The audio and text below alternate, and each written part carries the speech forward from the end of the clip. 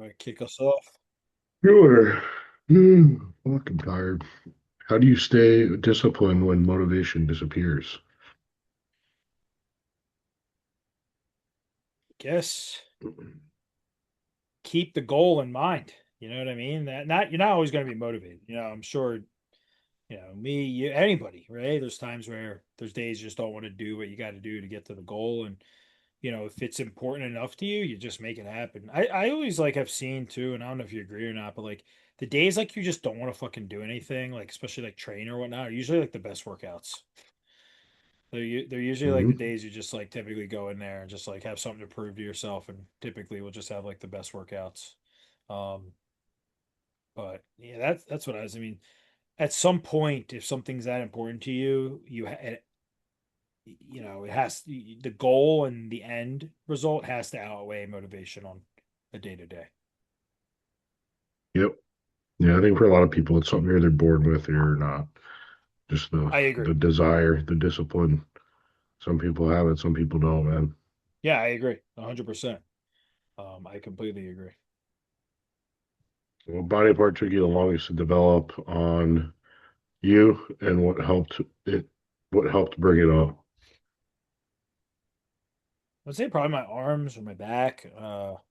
Obviously, we're still working on my back, of course, for next year. But like my arms, it was just like stop doing free weight shit, and it was just like all cables and machines, and like not trying to friggin' lift heavy and just going higher reps and squeezing and just super slow negatives.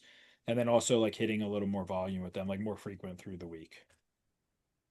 It was like very simple. Mine was my delts, and I just started doing delts 3 times a week. And I started pinning my gear in my delts a little bit, which I don't hadn't for years. And I do think there is some volumization that occurs when you do put For oil sure. regular gear in the muscle. So um, yeah, I agree. Yeah. it's one prep mistake you see competitors make over and over. Not prioritizing their sleep and recovery. Yeah, that's actually a really common one. Very. Um, Yeah, that and just fucking getting in their heads like all the time. that's a really good one. Yeah, like oh, I'm behind or like they're flat. Like you just push them for a week and they're flat as fuck, and they're like, oh, like shit. I'm like, shut the fuck up. Let me worry about your look. Right, right, yeah. Part of the Um, process. yeah, I think too, like that could just lead into like the whole thing of like overthinking, right? Just so many people overthinking or thinking they need to be doing something different or comparing what their gym buddy's doing and I think another very common one now is listening to too many people. I think that's like very common now. It's like they have like two people on Instagram they're listening to, somebody on TikTok, somebody on YouTube, and then their buddy telling me, "Oh, my coach is doing this or that." You know what I mean? And they just have like five different opinions in their ear. Um, and it's like, oh, then they start to get confused. Yeah. Um, just listen to your coach. You pay them, you hired them for a reason. It's the only opinion that should matter. Yep. Agreed. You know, Is it bad to eat late at night, like past 8 p.m.? No, it is not. no. Go to music for training. Yours has Ex- never changed. no, it really never has. I like rock and just very, very heavy death metal. Matt knows exactly. He's heard plenty of the music I listen to. Hmm. But I like rock too, like Breaking Benjamin, like music like that. But like also I just like extreme heavy death metal where I have no idea what they're saying. And it just sounds like Satan screaming at me. Um, for me, as of late, I've been listening to a lot of like, I don't know, fucking early 2000s emo music, It's good. realistically. It's good music. Yeah. Enter Well, Shikari, shit like that. that's a great band. What was the band that you said? Oh, August Burns Red. They're so good. Yeah, I like them a lot. They're they are a great band. They're really good band. Is that it? Yeah, that's all I got. No, they were the only questions. hmm Let me see. Let me pull this shit up. My notes is loading.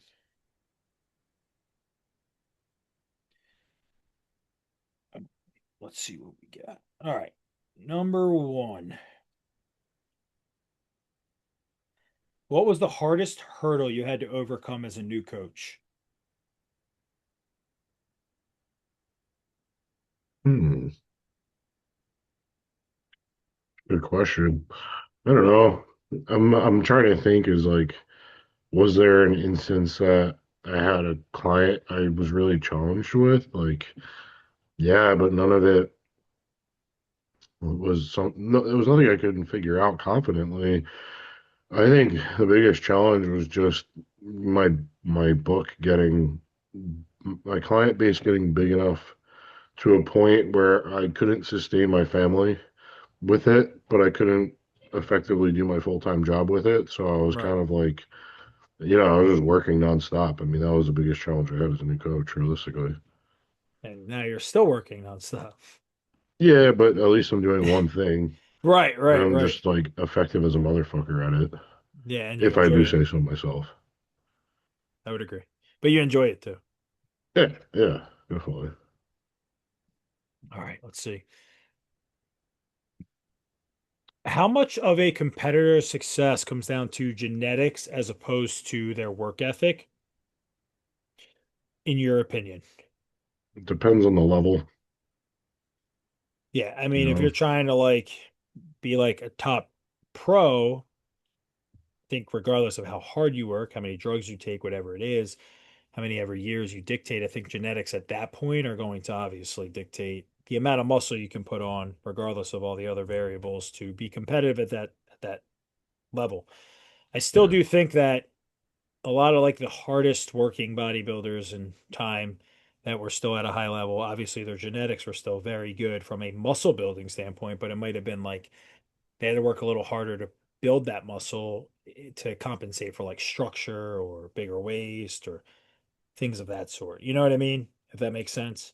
Um, but yeah, what do you think? Like, yeah. I think at the higher levels, it's more so dependent on genetics than anything else. Because realistically, if you go to any category across male or female, maybe with the exception of fitness, right, every single one of those people that are placing top five, even at a pro show, it's just a given. They're working their ass off, dude. Like 100%. they Yeah. don't miss meals, they don't miss shit, right? Hmm. They train hard, and effectively their programming is gonna be probably one of two ends of a spectrum. You know what I mean? But like Hmm. it's doing shit that's worked, whether it's right or wrong. They're doing shit like they're doing something, right? Right, right, right. At that point, I feel like it really does come down to the genetics and who just happens to nail it that day, 100%. Yeah, I agree. Because I think there are certain people where like you're never gonna have that body part be freaky. You know what I mean? Hmm. No matter how long they train it, how hard, like they've been at it for a while, they try all sorts of different things. There are gonna be people who aren't gonna ever have it back. And Right. you're never gonna win the Mr. Olympia if you can't have it back. Like period in the story. Like Yeah. so at the highest level, it's definitely more genetic. I think the lower we go on the totem pole, the more genetically gifted will oftentimes be beat by the harder workers with, moderate genetics. Right. Yeah. Yeah, I completely agree. Yeah, I mean, the whole like quote and saying of like, oh, you can outwork bad genetics, like with bodybuilding, I think that's only to a certain extent.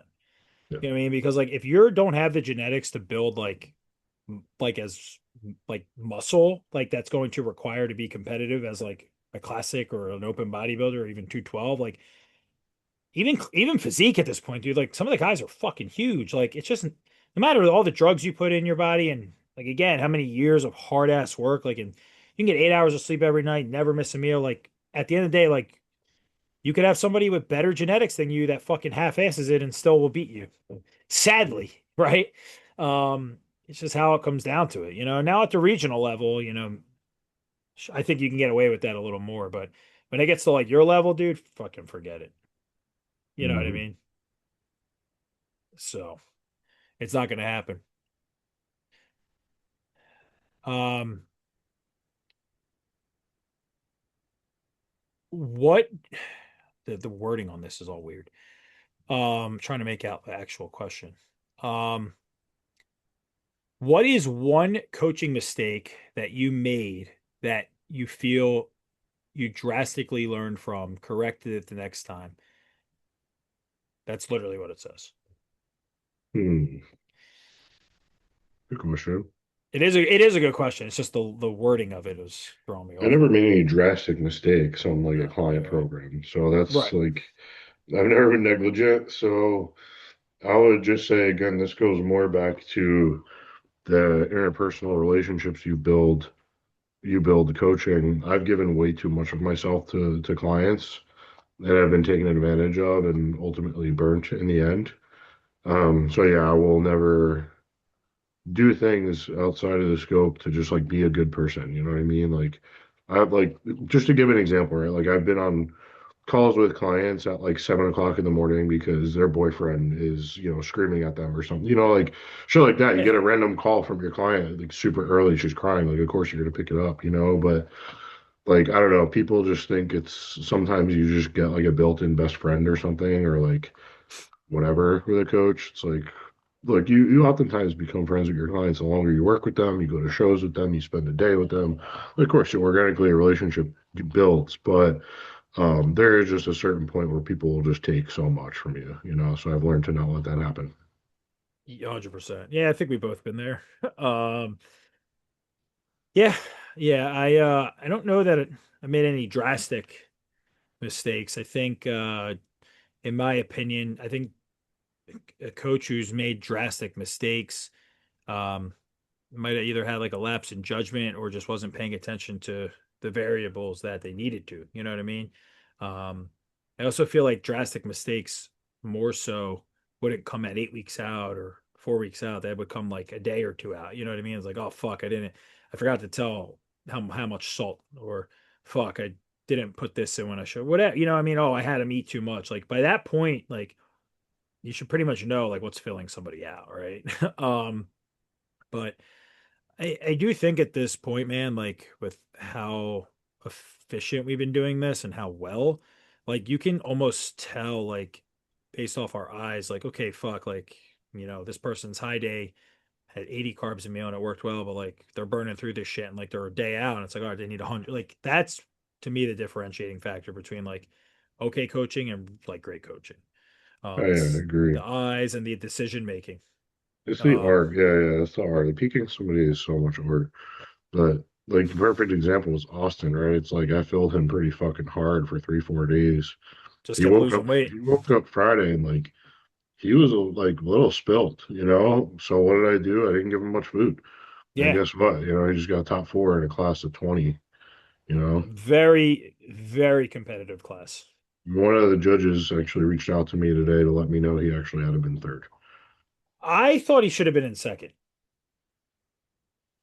I can't have an opinion. I'm so biased because I wanted him Uh, to get a pro card so bad. yeah, but I like, can't even say anything. but I'm trying, despite you being my best friend and him being your client, I'm being unbiased. Like, Yeah, no, I mean, I understand where there's a argument for that for sure. Because, I thought for second place, he was just, in my opinion, again, being unbiased, I think structurally he had a more classic physique.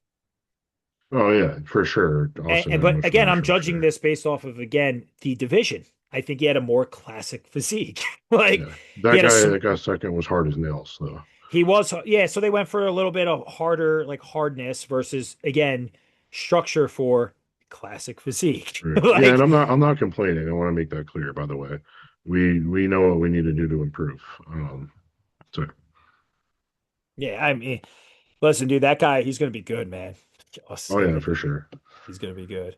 They I just got to keep him under his weight cap. He weighed in I think 2 pounds under his cap. it's gonna be fun next year. Yeah, well, we're gonna do Junior USA. We're gonna do New York Amateur. I'm gonna do New York Pro. He's gonna do New York Amateur to warm up, and then we're gonna do Junior USA. Maybe I'll do the amateur too. That would be fucking insane. Be nuts. It'd be nuts. Limiting myself to 3 athletes for that show. Bro, you would I wouldn't be surprised if you're like, I'll just let Austin do it because you're competing too. Yeah, You know what I mean? Like, who yeah. would blame you? Um, I think actually, never mind. I don't know if he wants to, they want me oh, to share their Sam too, business. she said. Never mind. That's two. That's the yeah. Um, all right. So this was a judging, like a question about judging. Um, what's one thing you think judges are consistently rewarding nowadays over something else? So like I guess then the I same get it. question from the last. Yeah. So on it it's so hard to say because every single show is so different in my opinion. Like, you know, one day it's like again, who's got the best lines in classic, then it's who's the hardest, and then the next show it could be who's the prettiest, but maybe only is 95% condition, but the structure is completely flawless. But they're still in great condition, right? But at bodybuilding, it could be who's got the best shape or who has the best muscularity. Like it's just like hit or miss all the fucking time. Um, I would say obviously this question is just really going to depend on the division, right? Yeah. Like I think bikini is the hardest one. Like one day it's a little softer look and better balance. The next day it's hard as nails and whoever like what female's bigger, you know. Um Yeah. It's really hard. What they want is changing often. it, it's I would say it's like every other national show, dude. Hmm. You know, if you compare Same with Fit like Model. oh yeah, well dude, the fit model girls at Universe were like they were hard Yeah. and they were way bigger than last year. Hmm. It's like crazy, dude. The whole criteria of that division changed in 1 year. Hmm. They have to definitely update it with the Ashley Kaltwalter picture from like fucking 10 years ago because it's not that anymore. um, what would you say to this? I'd say the only thing I can say that consistently is rewarded for most categories seems to be condition. And lately, I've been seeing a lot of balance be rewarded as well. Yeah, I would agree. Like you can't go wrong with just getting conditioned. Hmm. Yeah, whether you win, like you will be rewarded in a higher placing for that. Hmm. Yeah, You know, so I yeah. agree for sure. Especially if we're talking about nationals. For sure. Yeah, absolutely. Um, what's something you guys look for in an athlete within the first few weeks to few months that tells you if they're going to be a good fit or not? I mean, I'm pretty easy to please, man. If you just check in on time and do the work, Yeah, listen to communicate, your like plan and check in on time.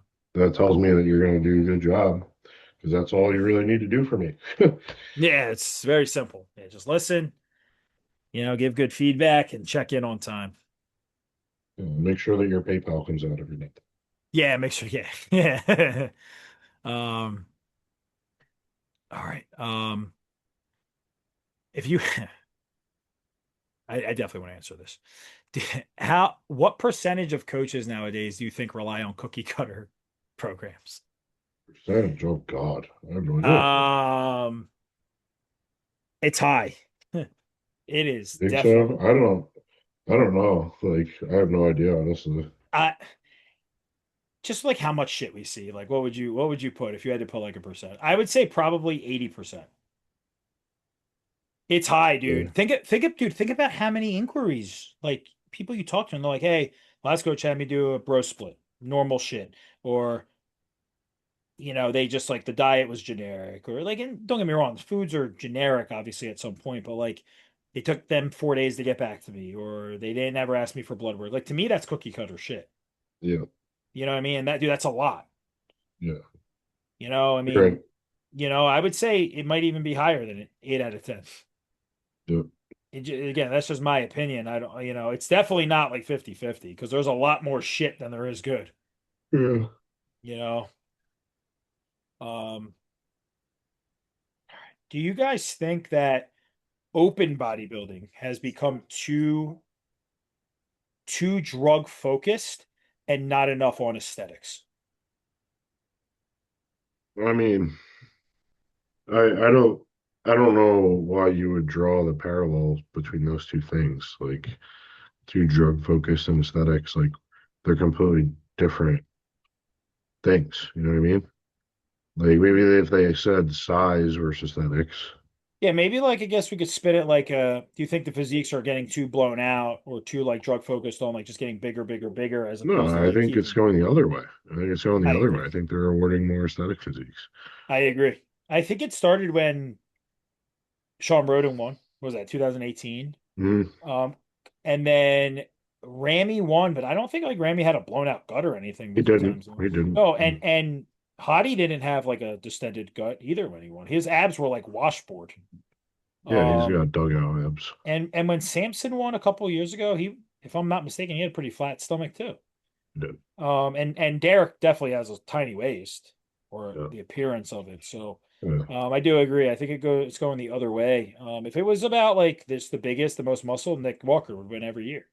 Yeah. You know, so I think it's the complete opposite. All right, I got two more. Do you think that people are competing too soon before they're actually ready? If so, why? What about if people compete too soon? Like, do you think that majority of people compete too soon before they're actually ready, we'll say, to be competitive? And if so, why? I mean, it doesn't take a whole lot to be competitive at a regional show, to be completely honest. Yeah. But I don't know. It's all relative to the goal of the individual, in my opinion, because like if I have somebody who's been training a couple of years and like, yeah, they have some muscle on them, but they're small and they want to do a show, and that's just their goal. They're like, look, I know I'm going to be small, but like I want to see how shredded I can get. I want to do this Right. and see if I like it long term. I mean, who am I to say no? They're going to get better guidance from me than 99% of people. And when I was 100%. fucking 17 years old and competed, or 18 years old and I competed, I had no business fucking being up there, but I didn't have enough muscle, but I got shredded and I did it and I liked it. And here I am all these years later paying my bills with it. Right, right, of course. Yeah, yeah. Yeah. So yeah, most people probably do compete before they have enough muscle, but does that mean that's necessarily right or wrong? No, it's entirely up to the goal of the individual, in my opinion. Yeah, I agree. I think like too, like me and you, like we'd have a pretty decent eye to tell, like, all right, yeah, we could get you ready in 6 months, right? Like as long as your blood work's good, like, yeah, we could have you ready for in 6 months. We're not gonna be able to put much muscle on you, but like we'll get you in good shape for it, right? We'll get you conditioned. Um, but there's also other people where on the flip side, it's like we can also tell at this point, it's like, listen, you need time. You know what I mean? Like Mm. we Oh don't yeah. even have enough muscle there to even get you in good shape. So like let's take the time, recomp you, let's build the food up, let's build some new tissue, and then we can prep. And I think that is where a lot of people get lost in translation with the sport nowadays because everybody just sees on social media and they don't really see what goes into truly building muscle. They think that like because they've been going to the gym for a year and they eat a good amount and they think they're bigger and they see the scale keep going up, they're ready to prep. And like most people don't even realize like how the hell are you going to prep if your blood work's not good and your thyroid's not good and shit like that, you know? So um I think this is, one of them where it's like 50-50. I think there are a good amount of people who are stepping on stage before they're ready to actually be competitive. But I also think on the flip side, there's just some people where like they do have pretty half decent genetics and like they were eating right and training intense and stuff. And they've like built their own self before they had proper like coaching guidance, maybe from one of us. Like, and then they're ready to actually prep and be competitive-ish, like you said, at a regional level in 6 months. So I think that's split down the middle, in my opinion. Um, and then my last question was about blood work. How often do you require a competitor using PEDs to get blood work? Every 6 months. Yeah, I think like just the process of like normal, like before a cycle, obviously a certain time frame after a cycle, and then always like before a prep and after a prep. But usually like after the prep, it's still a couple months after Yeah, yeah, you got to after all give the time for stuff. the thyroid to heal. But yeah, I do 20-week cycles and I have people get their blood work done 6 weeks after the cycle. So it's roughly twice a year. Yeah, yeah, I was gonna say every 6 months is like the good rule of thumb. And Yeah, then the we're not front, doing anything fucking stupid where like we would cause labs would to be fucked up. You know what I mean? Like Right. if something happens in that time frame to somebody, that's definitely genetics or they fell ill in some way. There's some 100%. external factor that there's some external factor beyond the very reasonable amount of gear we're going to give somebody that would Yeah. impact their labs in a 6 month period. 100%. 100%. Yeah, I agree. I Yeah. mean, So I've been doing this long enough and seen enough labs to know that we to know that for fucking certain. for sure. That for sure. Yeah, I agree. I mean, there's some times where like I've had like people that need follow-up lab work and like their doctors are a complete pain in the ass. It's like, hey, your thyroid was off. We're not going into this deficit phase or this cutting phase right now. Like your body needs a little more food or like time. Um, and like, all right, maybe in 8 to 10 weeks we'll run a follow-up. But for some reason, like our states are just a nightmare to get fucking blood work. Like you can't even go on Merrick anymore and get blood work.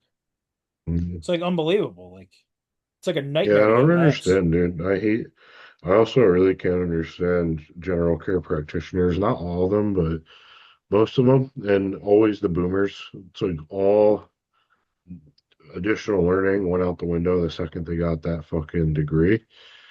And like you said, you'll have an instance where somebody's like TSH is out of whack, and of course the dumb doctor didn't pull their T3 or T4 to begin with, so now you have to have them go back get Right. their labs pulled again, and ask the doctor for them to pull a T3 and T4, reverse T3, TPOAB, all this shit, and the doctor's like, well, why? Right. And then you're literally like having to explain to your client to go liaison with the doctor that hey, this is why it's bad because the TSH is not good. Just because it's in the reference range doesn't mean it's good. Yeah, it's like it actually is crazy that you brought that up to think like if you have a 4.3 TSH, Yeah, the you got to doctor go the get your doctor fucking will shit checked. the doctor will tell you though it's normal. Because they don't know. And it's But fucking I tell you crazy. what, your T3, most likely it's your T3, potentially your T4, but more likely it's your T3 is probably in the fucking 100%. shitter. There's probably none of it. Your thyroid's trying to stimulate it at that Yeah, point. you know what else is fucking terrible? That when when somebody's T3 is low, the doctor gives them T4. Exactly. Yeah, yeah. That's the first. Every time that happens to the client, I'm like, let me guess, the doctor gave you T4. They're like, yeah. Why is like I know you Well, don't like like why? I What the mean, fuck?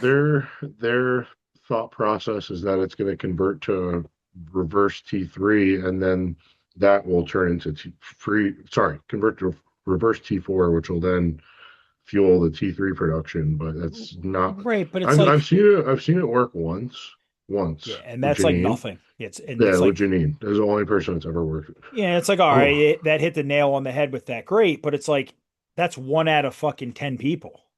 mm, It's not a good percentage, like great, it yeah. worked for her and works for her, but like also too, you got to keep in mind she follows a very structured plan, so she's getting plenty of micronutrients and protein and food in her and carbs to actually support the thyroid. Anyway, most of these people that are the doctors are giving this to are like fucking eating twice a day, not enough protein. So like you know what I mean? Like if you're bang on like her, like sure, it fucking the food's helping too. But like most of these people do with thyroid issues are overweight and unhealthy and they're nowhere near eating enough. So I don't dude, I don't know, man. Like there's reference ranges that doctors use on blood work, and then there's optimal ranges we use when we read blood work. And the optimal range is probably half of what that reference range is. And that goes to show you how fucked doctors reading blood work are. Bottom Yeah. line. Like the test range is what, 3 to 900? How can you tell Or somebody, testosterone. Yeah. yeah, how can you tell somebody at 303 blood work or like what testosterone level that, and then somebody at 850 that they are the same? Dude, when I got my blood work back in 2021, my Yeah, testosterone was like I remember. 250, and the It was, doctor refused to I give me remember. testosterone. She was I like, "Oh, remember. there's something going on here. You got to go to an endocrinologist." I'm like, or you could You could just cut just out the prescribe me middleman and test. just Yeah. prescribe me testosterone. So no, you're 27. You're too young. I'm like, all right, well, And I then you have turned pro. yeah. Then I turned pro. Fucking 2 years later. Oh, I have I printed the picture out of us. I told you that, right? Yeah, yeah, yeah. Me and you, Steve, both know I was a great example doctor saying everything checks out when in reality it was fucked up. Yeah, Tommy's test was low too. The doctor's like, "You're good." You got him on test now? No, not yet. Oh, so life is just miserable for Tommy then, huh? Yeah, he's getting little chubbies.